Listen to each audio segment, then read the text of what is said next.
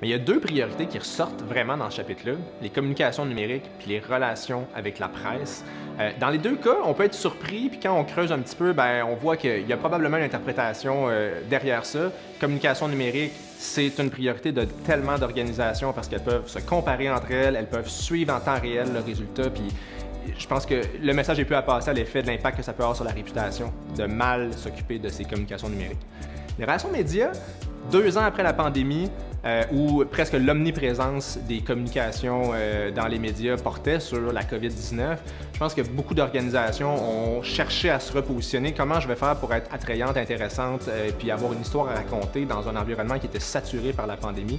Je pense que ça peut être une des hypothèses qui explique que cette discipline le soit au haut des priorités.